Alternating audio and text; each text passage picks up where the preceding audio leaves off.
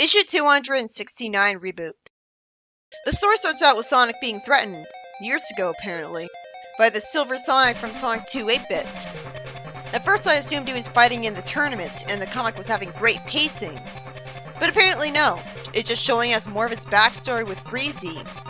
I should have known that instead of the new backstory having an ounce of legitimate creativity, it just rip off Sonic 2 Game Gear again, because I already saw its antlion boss in the previous issue. I guess I just naturally assumed they were done with ripping it off. I thought it'd make more sense that why couldn't Silver Sonic have been sent to fight in the tournament? It's good that the Silver Sonic will show up more than just one time in the whole franchise, because it was pretty unique from the other Robot Sonics with his crane arm. But I've read a lot of stories that actually were creative. It makes AOSCH look a lot better written, because it didn't just rip off a game's plot for Breezy's episode. They should have hired the writer of that episode. Instead of feeling like AOSCH, it just has Sonic fight Silver Sonic in Scrambled Egg Zone again. Sonic asks how Eggman's super badniks have been waiting for him at every turn as he's crossed South Island, and he wonders how Eggman knows where they are, rather than wondering if he has a tracking device on him unknowingly, or Breezy does. I was surprised that Breezy outright told him that she's been telling him where they are. She's just taking a risk because if he wins, he might tell people how evil she is. So she could easily have him go the rest of his life without knowing that she was planning against him. She explains that while she's putting Tails in danger because apparently he was kidnapped, her life comes first. She says that after helping the doctor, she'll never worry about where her next meal is coming from and whether she'll sleep indoors again. There's homeless shelters, you know. Since it'd be extremely ignorant and embarrassing of the writer to not know Breezy was a robot in AOSCH, since he should have done his research on her first, I'm just gonna assume she is a robot and is just making up a sob story to get sympathy from Sonic. Because it's so obvious that it's more interesting for her to be a robot. And since he was nice to her last issue, I guess it worked, but it shouldn't have worked because homeless shelters exist. Sonic should have told her that immediately. Obviously in a world advanced enough to have robots, it had progressed to the point of having homeless shelters too. So why would anyone think they need to rely on Eggman for this? She would never have to worry about where her next meal is coming from. She'd know to go to a soup kitchen. She could get a real job instead. There's so many other jobs she could get. But somehow Sonic doesn't point this out, and she just sicks Silver Sonic on him. As apparently he was just patiently waiting for her to finish talking to Sonic the entire time, despite being purely built to kill Sonic. Wouldn't it have made more sense if she was just threatened into working for Eggman? Like I assumed at first in her AOSCH episode? Wouldn't that be keeping it simple? He could threaten to blow her up with a bomb on her if she doesn't do what he wants. I knew it cut away instead of showing us the entire fight. Screwed up priorities much? Action scenes are half the appeal of the series. And we'll never know what his fight with him was like. I assumed I'd see the fight next issue, for some reason. Because that'd be common sense. Breezy smiles with nervous-looking eyes like she's supposed to be sympathetic now as she thinks about how Sonic really did become a spectacular hero. Since she didn't just give the heroes the emerald to put in a guy temple, she's not a good guy, clearly, because she's still selfish enough to insist on them fighting in a tournament wasting their time. And yet she's able to admire Sonic for being a hero? Why doesn't she do good things then?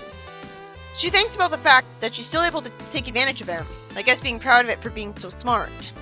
And she drinks from a wine glass as Sonic's in the background of a window behind her. Well, I like that she's shown drinking that. It makes sense for someone like her. Like how Kane had a cigar in Sonic the Comic, and it looked perfect for him. So Sonic is shown to kick and defeat in battle some random karate master, winning in just one attack, because God forbid we see a properly sized action scene. This would be justified if we saw him run around him in a circle to hit him multiple times, but that'd be thinking about how he'd logically act with super speed. Why couldn't we have seen them say, "Fight start," a panel before this happened? I assumed we'd get a real action scene a second time and was let down. Why was he ever pit up against this normal guy who obviously had no chance? That's blatantly unfair. What are the rules? He says he has no shame in being beaten by the Sonic, rather than complaining about how unfair it was that he was pitted up against him. So at least he's sympathetic. But we didn't need to see him. Amy tells Sonic that it's almost sunset. And it's Amy's fight next. Oh, of course we'll see Amy's fight. Amy's the most boring character when it comes to Sonic action scenes, because literally all she does to attack in most continuities is hit stuff with her hammer. She better be fighting someone that really want to see get smacked around to justify such a boring action scene. Why else should she get the full action scene and not the main character? But it did make sense that Sonic's fight was one hit, as far as I know anyways, because he's so fast. So obviously his fight would be done in one turn anyways. It's good pacing at least.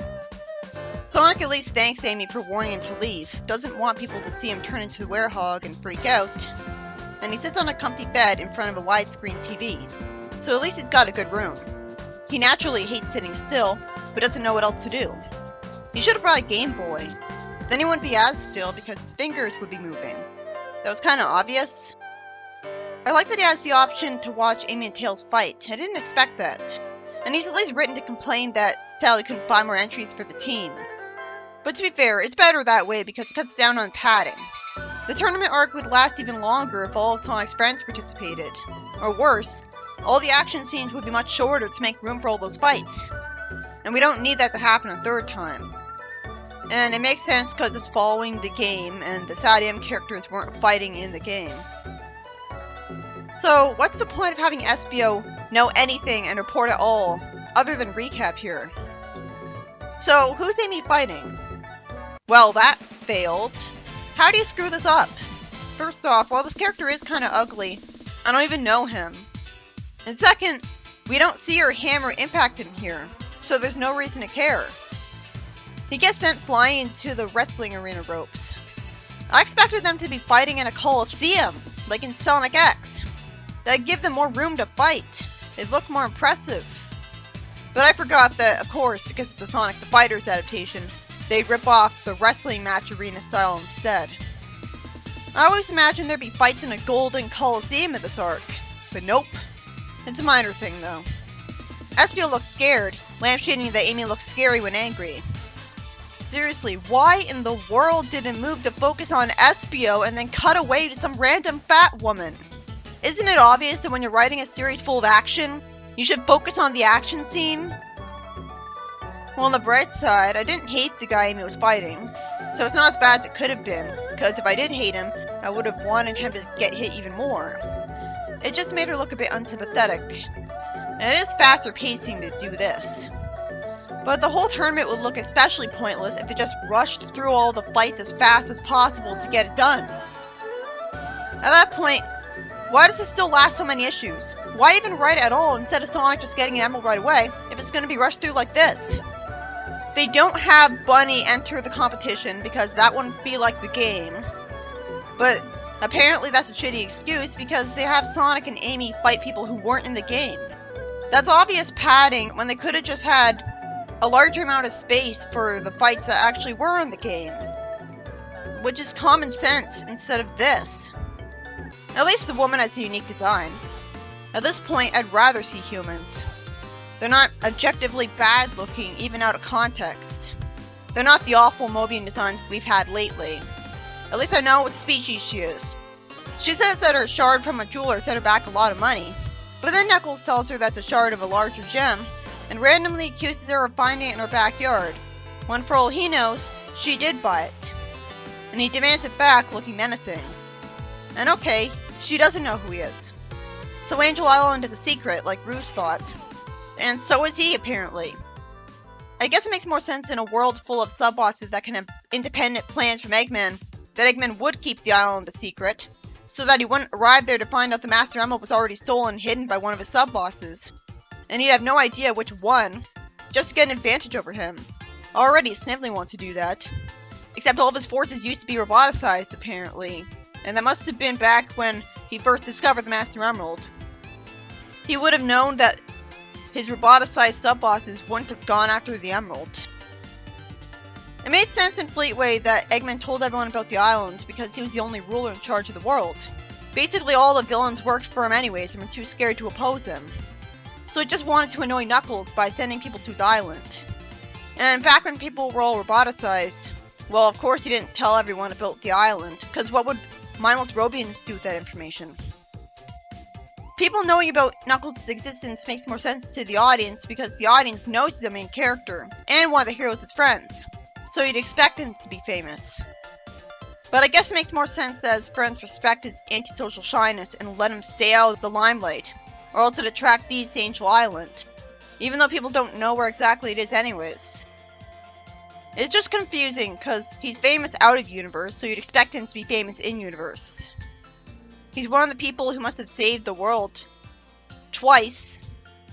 He says he must have been mistaken, and it turns out Chip had stolen the Master Emerald Shard from her while Knuckles distracted her, rather than Knuckles actually being portrayed as gullible and stupid, or getting himself in trouble, doing what you'd expect. He says he can feel its power, so of course he knew what it was. And I'm actually impressed with Chip for doing something useful only he could do. He took advantage of how small he is, and the fact that he can hover, to steal from her without being noticed. The simple solution was for Knuckles to punch her, but then he'd be seen as a thief and be gone after and arrested. So that was surprisingly smart of Knuckles. I've heard he's a hot-head idiot in IDW, so I'm gonna appreciate this while it lasts. Knuckles explains that he thought he was sensing a larger cluster of shards, but now he realizes he was feeling the emerald they're using as a prize. Oh, I guess Flynn's going with the idea that he can only sense one measly emerald shard at a time, when nobody liked that in SA2. And it made way more actual sense that he could sense 3 at once in SA1. Like, why do you have to find them in order? What would even determine the order in universe? In SA2, you could be standing right next to a shard and the radar wouldn't beep. That'd be horrible for Knuckles if that was canon. My point is, I'd expect him to be able to tell the difference between detecting one shard and multiple shards, because it'd be a larger amount of chaos energy. Well, I guess he doesn't hear beeping from an emerald radar all the time because that'd annoy him and he'd complain about it.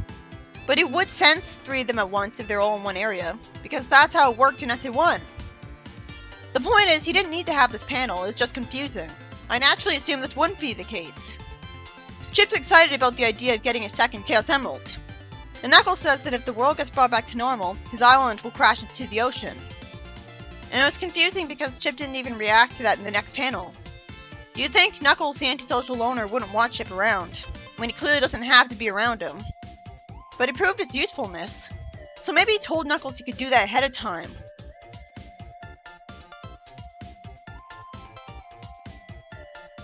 Scratch shows up talking angrily and asks what they think they're doing, and Chip reveals he used a celery decoy. Oh, that's even more smart of him. He used something green to make her think he didn't even steal at all. Since when is a character being so smart in this comic? It's never a good joke to have a character go from one emotion they clearly only show for the reason anticipated to be the case by the character, just to randomly switch to another emotion and subvert their expectation. Usually it's unrealistic. But at least here, I can assume he just sounded menacing from force of habit, because he knew Knuckles was on Sonic's side. Except the fat lady didn't know that. Maybe he wanted to mess with him on purpose? Yeah, that doesn't make sense. Him talking loudly to get his attention made sense, but not him looking menacing. Then he tells Knuckles he might be late for his round at the tournament while happy. He could have phrased himself better instead of sounding like Knuckles was in trouble.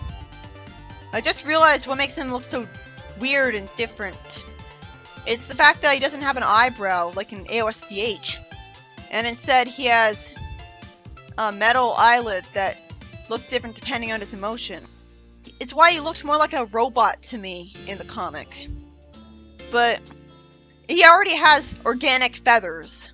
I don't think an eyebrow is too ridiculous. Knuckles then is confused because he didn't even enter the competition. So who entered him? SBO? It'd be so much simpler and easier for everyone to understand if he entered to help Sonic, which is what I assumed would happen. He could have entered so that he could get a chance to fight Sonic again, which is what we assumed in Sonic the Fighters. Like, if he entered because of that, that might have been one panel instead of all the panels spent on SBO entering him. And since when does Knuckles fist bump Chip so easily? He just met him. I guess it's cute. We are halfway into the issue in a tournament arc, and so far this is the first time we're gonna get an actual action scene. Even then, it's Tails versus a fashion designer. One of them, I don't expect to be a capable fighter at all, but the other, I'm not sure a sweet kid like Tails should be portrayed as beating her up in front of everyone. And everyone's totally casual about this. I guess there's no double standard here. So far, none of the fights have been fights from the game. And while originality is normally good, it just makes me wonder why they don't have longer action scenes for the fights that were in the game and just have those fights instead of padding. Why does Meropis have a tourism board? I thought it was completely isolated from the rest of the world. I guess it isn't. And it's just that Razor, the guards, and Coral only think about their own country and don't watch the news talking about other countries because it's too depressing. So that's why they didn't recognize Sonic for being a hero, and the Queen did know about his fame. Or is it just now open for tourism? They'd have to have a lot more air charms then. Meteor Tech sounds so similar to Meteotech from Sonic Riders, but it couldn't actually be called Meteotech, or it confused people into assuming Eggman owns... Oh, he says it's now under new, non-evil management. So it literally is Meteotech, but not run by Eggman anymore, even though Eggman still has power in the world. It's explained that there's a dynamic arena that can generate a new battlefield. Well, it is a world with futuristic technology, and that's certainly different from the game. But why should I care that there's a river here? Why should I care about the changing scenery when it comes to the fight?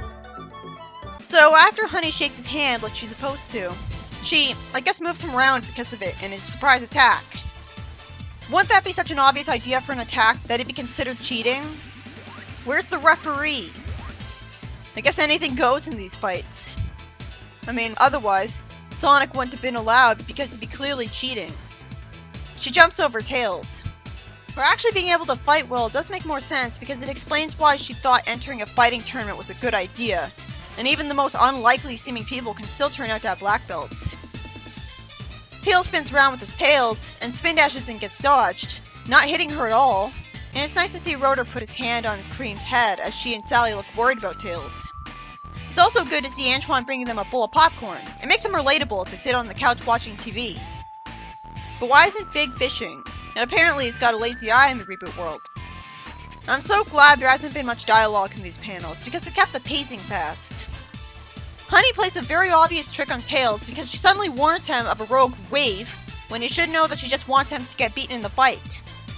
To be fair, I was assuming that the river would be used in the story and inconvenience them, and she was acting nice earlier.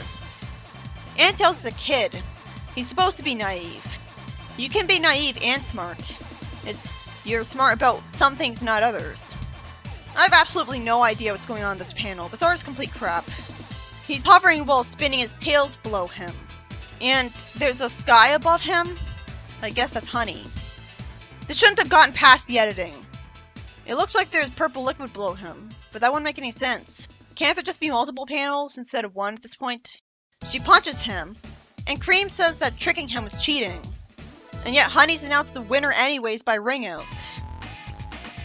I can't blame Honey for actually trying in the fight. Who would want to let themselves get pummeled in a fighting tournament? I'm glad she says she's still giving Tails the emerald if she wins. But it's pretty bizarre that Tails got eliminated in the first round. Not even the second round. He's a main character who's obviously going to have more fighting experience than a fashion designer, who's somehow not explaining by now that she has a black belt. I have to assume that, because otherwise it'd be supremely insulting. I was hoping she'd feel bad about cheating when he called her out on it and asked for a proper rematch. But that'd make her a likable character in line with her positive attitude instead of someone who does nothing but manipulate people's emotions before mood swinging to an intimidating control freak at the drop of a hat. She's scary, and who expected that? I should have known Flynn would make her a jerk. Why doesn't he do that with new characters? If he has an opportunity, he'll take it. Can you see why this is a problem? I just wanted one nice character who's not Moss. Maybe if we didn't have that scene with Amy fighting a guy I don't care about and Sonic fighting a guy I don't care about, we could have had room for a rematch with her and Tails. And apparently Bean has severe memory issues since he's already forgotten Espio. As usual, his dialogue never makes any sense, and you're supposed to shrug it off as if being mentally ill. That's funny, right guys? This kind of dialogue might be funny coming from a senile old man. But he looks like a kid, and you expect kids to be joking around a lot. He'd be funnier as a psychopathic man-child, like he's clearly an adult. He finally remembers Espio being apathetic, and Espio throws shurikens at him while correcting him, when I don't know why anyone bothers correcting him. I don't know why shurikens are legal in the fight, because logically they'd obviously draw blood if they hit. Also, it's so obvious he'll just miss all his shurikens, because if you actually hit him, that caused gore. And this isn't the Other M comic anymore, so I'm just frustrated with him because he's not keeping it simple and just punching him. I'm guessing he'll lose because he's such an idiot. This just makes me think about the fact that him being associated with shurikens and calling himself a ninja is such a recent thing, and wasn't there in almost his entire history as a character. So he could easily not be like this. He really doesn't need to be a ninja. Especially since you'd expect him being a ninja to be an excuse to make him a lot more competent and cool, but instead, modern SPO is more of a doofus. Seriously, you think it would be illegal for him to have shurikens in the fighting tournament? You think Breezy would get arrested for allowing that? There need to be some rules. SPO spins around in a tornado like Knuckles' Chaotix. That's good, but Bean just trips him. Well, I guess it makes logical sense. And yet he's saying he doesn't plan on fighting him. A guy who loves throwing bombs doesn't want to fight. Shockingly, that one measly attack has already ended the fight by ring out. I guess we're supposed to assume that he launched towards him in a tornado, like how Sonic Spin Dash is ahead. And after that, then he tripped him because he moved out of the way. On the bright side, while it is inexcusable to show only one hit for an entire scene, at least the scene is actually lasting a decent length this time, but only compared to Sonic X and Boom. Oh good, based on Bean's smirk, he was playing him and beating him from the start. So that's genius of him. He looks like an evil genius, for once. He's a good, competent villain. It's weird that he won without throwing a single bomb, but that avoids the plot hole of how did he not kill him hitting him with an explosion, which I was prepared to point out. And at least this is creative. Bean's unpredictable, which means even though SPO's intelligent, he still couldn't beat him. I thought it was common sense to write Bean being hit a whole bunch of times for people who don't like him. Like, because he's supposed to be a bad guy? Hello? It's not even remotely acceptable to have Knuckles' ass bark for any last word and then get hit. We don't even see his fist impact him, though we do see a mark. It's not funny to make him a brain-dead idiot for no reason. It's so obvious this wouldn't have happened. He cracked something because he slammed into it, and he fortunately grabs Bark's fist to stop it. That's cool. He then punches his chest, and Bark hits him in the forehead anyways and dazes him. Mere punches are boring and generic. But I'm glad I actually saw Bark get hit. Naturally he's hit again since he was dazed, but fortunately he gets up to fight again. Apparently I was supposed to see the final hit as Knuckles hitting Bark, but all I see is a shitty red blur. And Rouge cheers for him, for some reason, while Shadow's mad, for some reason. Rouge wants to steal his emerald, and Shadow shouldn't look outright mad. Like, why is he frowning with his arms crossed? Why would he ever want Bark to win? Like, this is like making Shadow a stereotype parody of himself. I can understand him looking serious, but not like this. We should have been told that Shadow wasn't allowed to enter the competition because there's a limit to how overpowered a character can be in the fighting tournament. You'd think Gun would force him to run into her casino and just steal the emerald from her. Warp to the fighting tournament itself. But that'd be smart, so we can't have that. Amy tells Tails to stop pouting and tries to cheer him up by saying that Knuckles is someone else on their side in the tournament. She should at least put her hand on his shoulder. I feel bad for him having that bow. It's so stupid. I don't buy that she would make embarrassing looking fashion like that. How'd she not get fired? Honey fortunately tries to cheer him up, saying that now he doesn't have to fight Knuckles, although she should hug him. And Amy is horrified to learn that she has to fight Knuckles. I'm glad because it's realistic and respects Knuckles and takes her down a peg. It could go either way there. He has super strength, but wouldn't use it all on her, because that'd be common sense. So he'd be holding back anyways, because he wouldn't want to kill her. And Amy, on the other hand, well, I think she hits with super strength with her hammer anyways, or all the robots would be barely dented by it. He wouldn't throw a thunder arrow at her because it shock her to death. And he can't dig under the wrestling arena. Wouldn't that be illegal? Both are known for being hotheads, so they're actually functionally the same in a fight. They both attack with bash attacks, basically. A normal writer would have Knuckles win because he's been a main character proper a lot longer than Amy, who's just a damsel in distress fangirl in the classic era, with the sole exception of Fleetway. And so Knuckles would have the higher priority, being known as badass and being by far more popular. And why is Honey happy that she'll fight Sonic? Isn't it obvious she's gonna lose? Fang asked Eggman if he's sure he doesn't want to just sabotage and get it over with. But oh no, that ended the arc. So instead, he naturally says that he wants the satisfaction of beating her at her own game, and he also plans on Sonic having to fight for his life with Metal Sonic. This issue is by Ian Flynn, and basically only 2 fights happened in it. And that's not because they both lasted half the issue. A lot of things happened in it because of all the different points of view, and I did say at least to be fair and on the bright side a lot. So that means there's a lot of good moments in this issue, even if the whole arc's a forced waste of time. Knuckles fights Bark, Bean fights Espio, and Tails fights Honey. As I expected, mistakes were made. Bean didn't get pummeled, and Honey won by cheating. So most of the jerks won instead of getting smacked around. I don't even remember Bean getting hit once. So most of the ones who won weren't the ones who deserved it. And that's not what you look forward to with this. Knuckles got a shard of the Master Emerald because Chip was a clever thief. Tails was beaten by Honey in the first round because she cheated, taking advantage of his naivety. And she got away with it because apparently there's no rules at all. I guess Breezy wouldn't care, and knows it would make the fights more entertaining. But you'd think the general public would all be pissed because they'd obviously prefer Tails to her, and Breezy would have to humor them and give him a proper rematch. Which we'd have the comic space for if Sonic and Amy's fights were cut out. You'd never expect a perky fashion designer to beat Tails, a game character, who's more popular, and entirely by catching him off guard.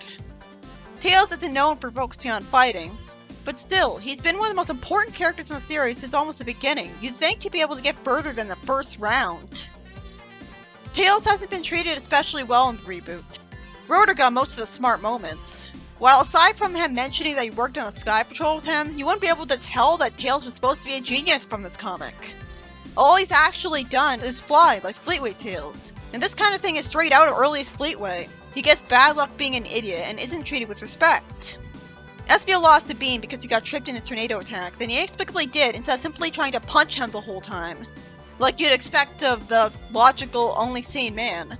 Because Bean tricked him into thinking he wasn't going to fight him. So he didn't take him seriously and just wasted time charging up a move in front of him, instead of going ahead for a while to have some distance between them first. It should have been predictable to Espio that he'd get attacked while charging up a move right in front of his enemy. So an unpredictable opponent still won because of a predictable attack. But it was very good that Bean was acting that way on purpose, because that was weird even for him. He's never supposed to be reluctant to fight someone. It's not like he has morality.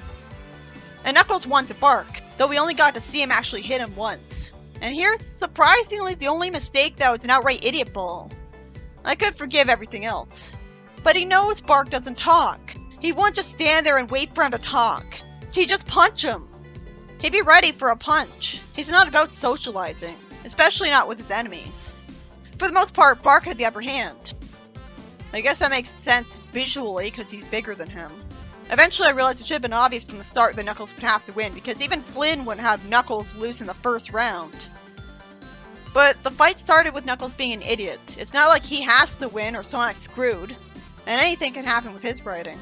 Also, Sonic and Amy had fights, but they were completely glossed over and we only saw one hit from them, where they fought regular civilians.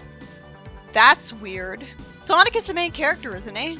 It was obvious he'd win every fight from his super speed, especially since he's probably destined to be the one to fight Metal Sonic at the end of the arc, because he's the main character of the series, and the most overpowered one.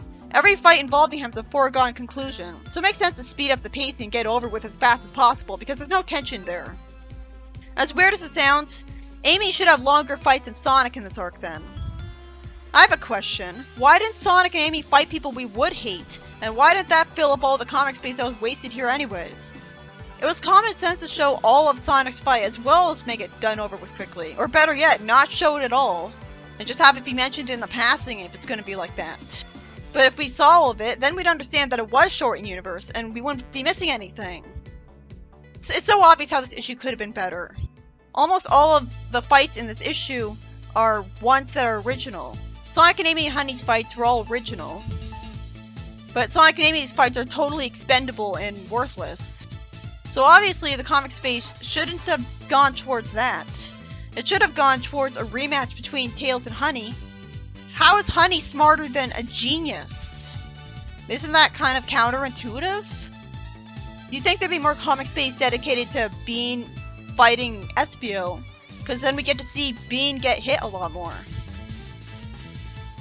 You'd think that there would be more comic space for Knuckles and Bark's fight, although it was the most boring one. But still, it's a lot less boring than the beginning fights, which didn't even need to exist because they weren't in the game, and we don't know who they were fighting, so it doesn't even add anything at all.